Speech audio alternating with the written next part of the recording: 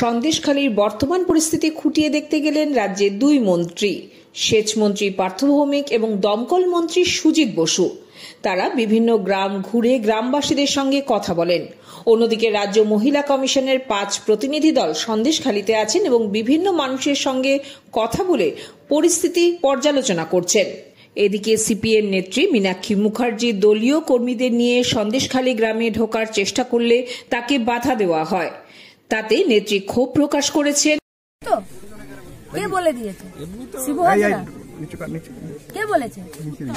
উত্তম শাহজাহান? কে বলেছে? রাজ্যের মুখ্যমন্ত্রী, পুলিশ মন্ত্রী? পুলিশ সাহায্য যদি করতো, পুলিশ যাদের বিরুদ্ধে গ্রামবাসীর অভিযোগ তাদেরকে কি সাহায্য করতো না? তো পুলিশ তো আজকে বকলমে তাদেরকেই সাহায্য করছে। মমতা ব্যানার্জি পুলিশ মন্ত্রী নিজের টাকা পয়সা, নিজের দলের গুন্ডা, নিজের দলের প্রধান, নিজের দলের গ্রাম সংসদের মেম্বার, নিজের দলের মন্ত্রী এমএলএ এমপিদেরকে দিয়ে সন্দেশখালীতে টেররকে কায়েম রাখতে চাইছে। এসপি অফিসের দিকে রওনা হন তিনি। সন্দেশখালী থেকে নিক্সন বিশ্বাসের রিপোর্ট, সময়ের খবর।